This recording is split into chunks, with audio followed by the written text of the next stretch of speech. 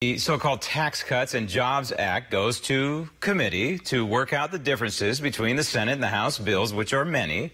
So, bold tax reform this is not.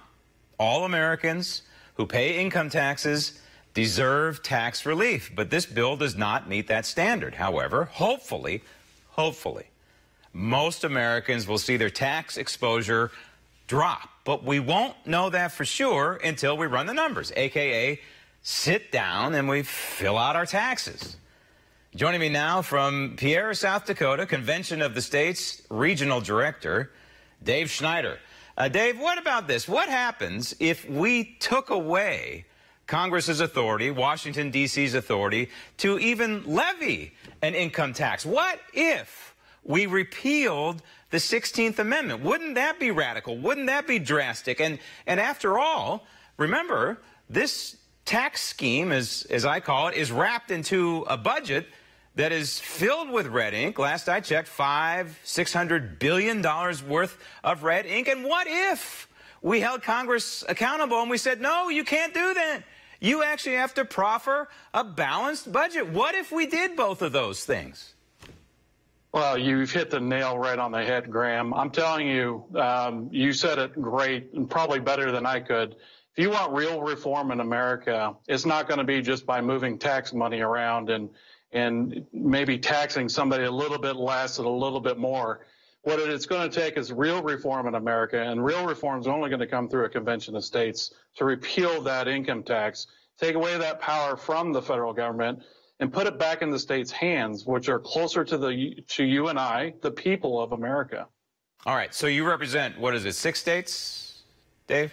I've got 7 states. 7 states. Okay. All right. You bet. All right. So far, signed on to the Convention of States, 12 states. 12 states are signed on thus far. So you've got a large chunk of the United States. None of the states I think you represent have signed on just yet. Your region includes South Dakota, Kansas, Nebraska, Wisconsin, Michigan, Minnesota. Let's start with Wisconsin. And the governor there, Governor Walker, is he taking an active role in trying to push the state toward participating, or at least have a vote to participate on a convention of the states? Governor Walker has endorsed the process, and just recently he signed a bill that actually describes how Wisconsin will participate once a convention of states has called. Now, Convention of States, our resolution has not actually been introduced into their legislature, and we can't find a champion to actually take that on in the Wisconsin legislature.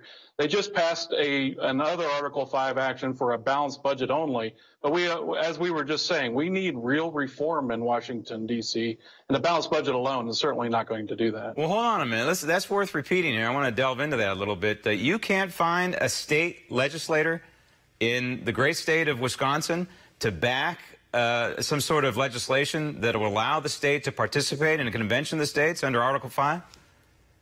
They won't. They haven't supported our Convention of States resolution, which includes putting further limits on the size, scope, and jurisdiction of the federal government, not just the balanced budget, but also term limits on the federal officials. So we've got the overall package, and we haven't been able to find a true champion there to step up in the Wisconsin legislature to support it. Okay, so for our viewers in the great state of Wisconsin, it's time to get on the phone or get to the computer, send an email, and wake these folks up, your representatives, and say, hey, sign on to this thing. Why don't you find someone to sponsor this thing? Because this is what it takes. It takes a series of champions. This is a grassroots effort. You're one of them.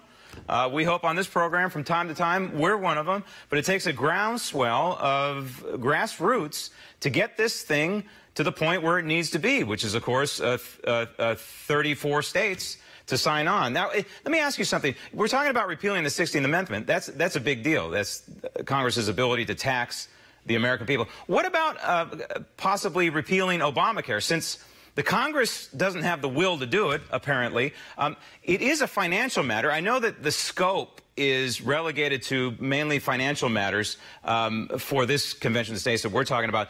Could Obamacare be viewed in that category? It certainly could, because it's a federal power that they've seized.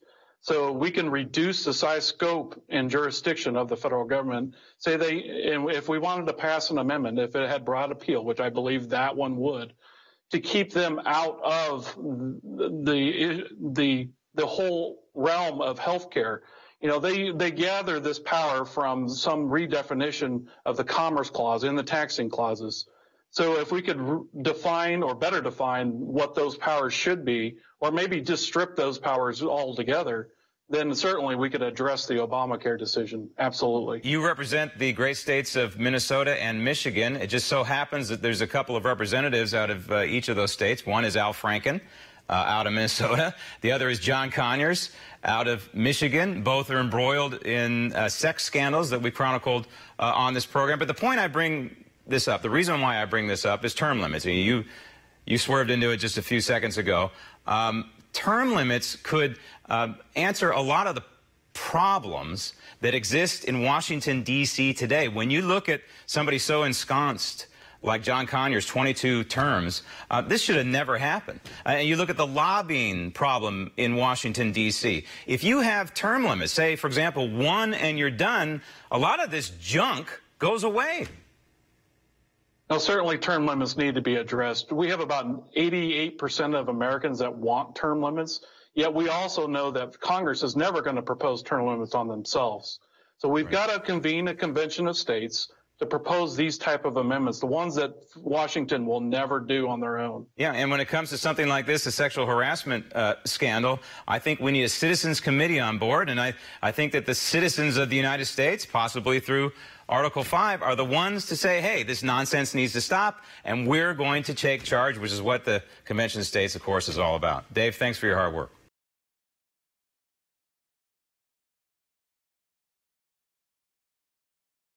Sign the petition at cosaction.com and get as many of your friends and family to do the same. With your full address, your state legislators will know that you really are their constituents in their district. Our success depends on you, so we're inviting you to be part of history. Let's invoke the constitutional solution that's as big as the problem.